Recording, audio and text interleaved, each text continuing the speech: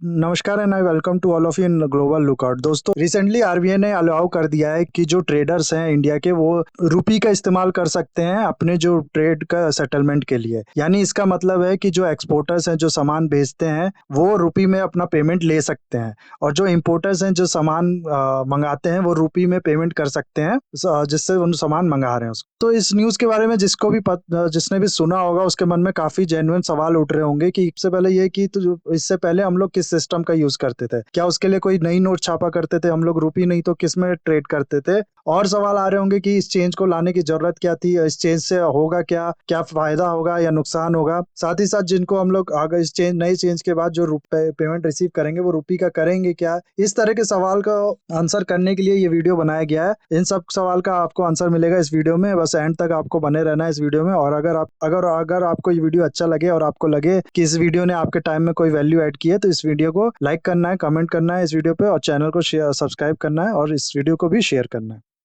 तो 11 जुलाई को RBI order निकालती है कि वो ऑर्डर में अलाउ करती है, इंपोर्टर्स होंगे वो पेमेंट करेंगे रुपी में, और जो एक्सपोर्टर्स होंगे वो पेमेंट रिसीव कर सकेंगे रुपी में। इसका जो पूरा प्रोसेस होगा वो भी आरबीआई बताती है। आरबीआई कहती है कि जो बैंक है, जो एक इंडियन बैंक है, वो आरबीआई से परमिशन लेके वॉस्ट्रो अकाउंट खोलेगी जिसके थ्रू ये ट्रांसफर होगा। इसको हम लोग एग्जाम्पल से समझते हैं। मान लीजिए कोई कंट्री है जैसे कि रशिया।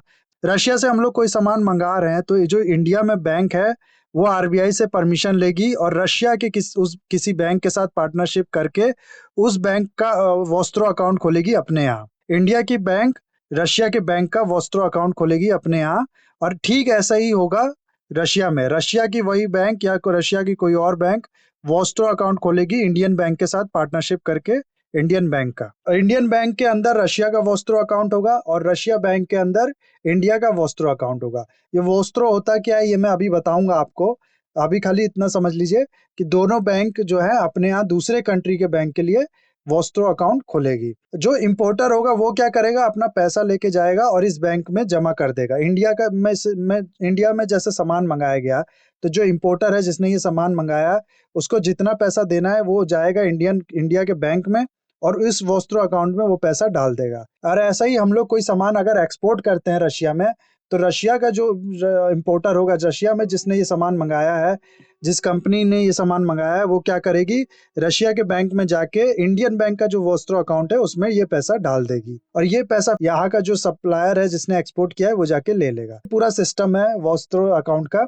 वोस्ट्रो का मतलब होता है योर्स और नोस्ट्रो का मतलब होता है आवर्स। ये चीज फ्रेम ऑफ रेफरेंस पे डिपेंड करती है। अगर हम लोग इंडिया की बात कर रहे हैं, इंडिया के फ्रेम से देखें, जो अकाउंट इंडिया का बैंक का खुला है रशिया के बैंक में वो हो जाएगा नोस्ट्रो अकाउंट। ठीक है, वोस्ट्रो का मतलब होता है योर्स, यानी कि जो अकाउंट रशिया के बैंक का इंडिया में खुला है वो हो गया इंडिया के लिए वोस्ट्रो। ऐसे ही जो रशिया के परसेप्शन से देखें, तो जो अकाउंट इंडियन बैंक में रशिया बैंक का खुला है वो रशिया के लिए हो गया नोस्ट्रो, और जो रशिया के बैंक में इंडिया के बैंक का अकाउंट खुला है वो हो गया वोस्ट्रो। तो जो चीज इंडिया के लिए नोस्ट्रो है वो रशिया के लिए वोस्ट्रो है। इससे कंफ्यूज मत होइएगा। आप मतलब याद रखेंगे तो आपको याद हो जाएगा। वोस्ट्रो का मतलब होता है योर्स और नोस्ट्रो का मतलब होता है आवर्स। तो ऐसे जो है सेटलमेंट हुआ करेगा पेमेंट का। और इस तरह से जो डॉलर का यूज है, रशिया पे सैंक्शंस लगाया आपको पता ही होगा, तो डॉलर का जो यूज है उसको ना करके भी हम लोग ट्रेड कर सकेंगे। इन दोनों बैंक अकाउंट्स में जो पैसा होगा वो उसका इस्तेमाल इन्वेस्टमेंट के लिए या फिर गवर्नमेंट का बॉन्ड्स या ट्रेजरी बिल्स खरीदने के लिए भी किया जा सकेगा दूसरे कंट्रीज के इन्वेस्टर के द्वारा। और भी कुछ क्लॉज ऐड करता है आरबीआई, जैसे कि आरबीआई कहता है कि ये जो बैंक्स होंगी इसको आरबीआई से परमिशन पहले लेनी होगी। बिना परमिशन के ये नहीं कर सकेंगी ऐसा अपना काम, ऐसे सेटलमेंट नहीं कर पाएंगी। दूसरा, आरबीआई कहती है कि वो कंट्रीज जिसको जो एफएटीएफ की लिस्ट में मेंशन है उसके साथ ऐसा कोई भी सेटलमेंट रुपी के अंडर नहीं होगा, उसका साफ मना करती है। और साथ ही साथ ये भी कहती है कि जो एक्सचेंज रेट होगा रुपी रूबल के एक्सचेंज का, वो मार्केट डिटरमिंड होगा। वो कहती है कि पूरा मार्केट का जो रेट होगा उसी रेट पे एक्सचेंज होगा। तो इसके बाद गाइज आ जाते हैं हम लोग अपने सबसे पहले सवाल पे कि अब तक क्या होता था, इससे पहले क्या होता था। तो देखो, इससे पहले नेपाल और भूटान को अगर छोड़ दे तो बाकी सब कंट्रीज के साथ जो ट्रेड होता है वो मैक्सिमम होता है डॉलर में या फिर बाकी फुल्ली कन्वर्टेबल करेंसीज में। अब आपके मन में सवाल ये आ रहा होगा कि फुल्ली कन्वर्टेबल करेंसी ये है क्या।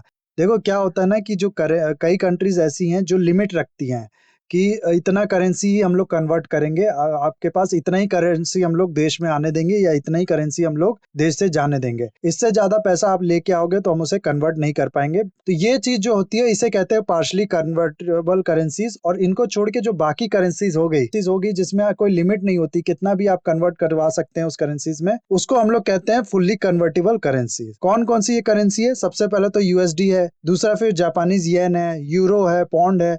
ये जो स्टेबल करेंसीज है ना, ये होती है फुल्ली कन्वर्टेबल करेंसीज। बिजनेसेस है वो प्रीफर करती है फुल्ली कन्वर्टेबल करेंसी, ताकि जो रिस्क है कन्वर्टेबिलिटी का वो कम हो सके, बहुत आसानी से वो अपना करेंसी जो है कन्वर्ट कर सके।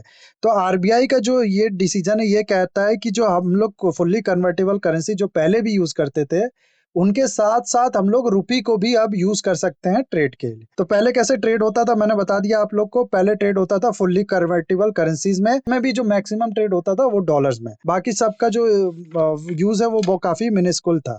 तो इस डॉलर को के लिए क्या होता था, इस डॉलर को कन्वर्ट करने के लिए हमारे पास डॉलर होना चाहिए। इससे होता क्या था कि डॉलर की डिमांड क्रिएट करती थी।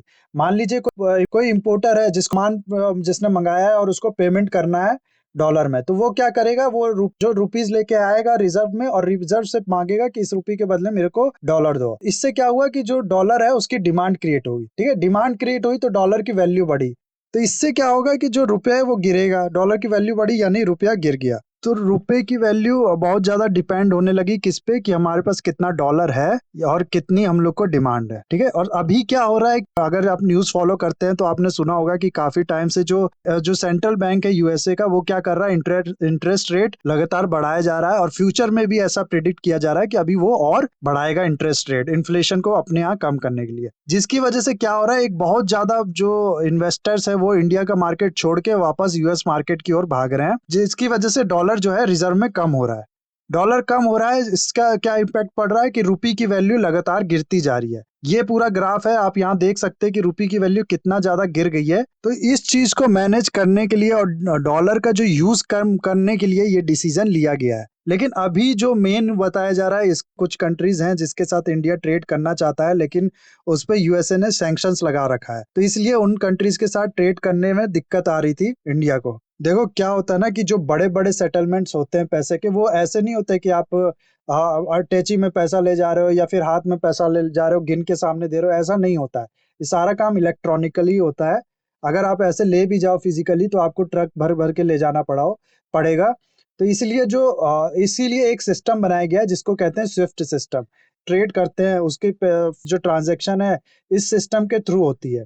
और भी जो पेमेंट्स हैं, जो सेटलमेंट्स है, इस सिस्टम के थ्रू होती है। अगर यूएस किसी कंट्रीज पर सैंक्शन लगाता है, उस कंट्रीज के साथ कोई ट्रेड करता है और फिर पेमेंट करना चाहता है डॉलर में, तो यूएस मना कर देता है कि हम वो इस सिस्टम के यूज करके पेमेंट करना नहीं देंगे। इसी को बाईपास करने के लिए ये डिसीजन लिया गया है। रुपी को जो है इंटरनेशनलाइज किया गया है कि रुपी में अब ट्रेड करो और इसका फायदा उठा। तो यूएसडी एक तरह से बहुत ही बड़ा मेजर रोल प्ले करता है इंटरनेशनल मार्केट में, जो ट्रेड्स हैं उसके लिए और जो सेटलमेंट्स होती हैं उसमें। तो और भी अगर आप इस वीडियो के बारे में जानना चाहते हैं कि जो यूएसडी है वो इतना इंपॉर्टेंट क्यों है और कैसे यूएसडी इतनी डोमिनेंट बन गई, तो इसमें मैंने एक वीडियो बनाई है इवोल्यूशन ऑफ करेंसी से रिलेटेड। इस वीडियो में मैंने पूरा एक्सप्लेन किया है कि कैसे जो यूएस के जो डॉलर है वो इतना ज्यादा इंपॉर्टेंट बन गई है ओवर टाइम।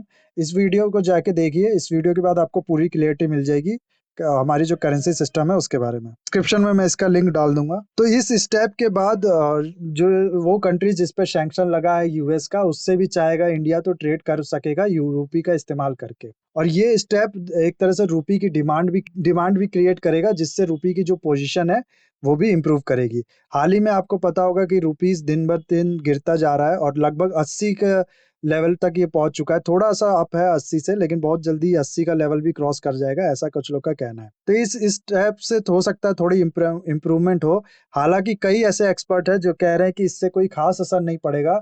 शॉर्ट टर्म में तो बहुत ही कम असर पड़ेगा, हो सकता है लॉन्ग टर्म में कोई ज्यादा असर पड़े भी, लेकिन शॉर्ट टर्म में इसका कोई रिजल्ट देखने को नहीं मिलेगा। रीजन ज्यादातर इसका ये बताया जा रहा है कि ये जो पूरा स्टेप है ये लिया गया है रशिया से ट्रेड करने के लिए, जिससे हम लोग का जो ट्रेड है वो कोई खास नहीं है। हालांकि रिसेंट टाइम में थोड़ा ट्रेड बढ़ा है रशिया से। हम लोग का जो ऑयल है वो हम लोग 10% अब अपना ऑयल जो है रशिया से इंपोर्ट कर रहे हैं जितनी हम लोग को नीड है, लेकिन ये अभी भी इतना नहीं है कि बहुत ज्यादा डिमांड क्रिएट कर सके रुपी की, जिसकी वजह से रुपी की जो वैल्यू है वो बढ़ेगा। तो इस एक्सप्लेनेशन में ये अज्यूम किया गया है कि जो रशिया है उसी के साथ सिर्फ इंडिया यूज कर सकता है, लेकिन और भी कंट्रीज हैं जैसे कि ईरान हो गया जिसपे यूएस ने सैंक्शन लगाया। अगर हम लोग उसके साथ ट्रेड अपना शुरू करते हैं और ये जो रशिया का ट्रेड है इसको भी हम लोग इम्प्रूव करते हैं, तो मैं उसका जो रिजल्ट है वो पॉजिटिव हम लोग को मिलेगा। खैर ये तो वक्त बताएगा, अभी खाली ये समझ लीजिए कि ये जो यूएस डॉलर्स का डोमिनेंस था और जो स्विफ्ट सिस्टम का डोमिनेंस था, उसको एक तरह से चैलेंज दिया है रशिया और इंडिया ने मिलके, कि अभी तक जो यूएस है उसका रिस्पांस इस पे आया नहीं है। जैसे ही वो कोई रिस्पांस देता है तो मैं उसके बारे में आपको अपडेट दूंगा। अभी ये वीडियो गाइज हम लोग यहाँ एंड करते हैं। आई होप आपको ये वीडियो अच्छा लगा होगा। अगर लगा है तो इस वीडियो को लाइक कीजिए, इस वीडियो पे कमेंट कीजिए, कमेंट में अपने फीडबैक्स आप देख सकते हैं कि कैसे इसको चैनल को, इस वीडियोस को और इम्प्रूव किया जा सकता है। इस वीडियो को शेयर कीजिए अपने दोस्तों के साथ जो करंट अफेयर से रिलेटेड इंटरेस्ट रखते हैं, और इस चैनल को सब्सक्राइब कीजिए। So that's it for the video guys, have a nice day, take care.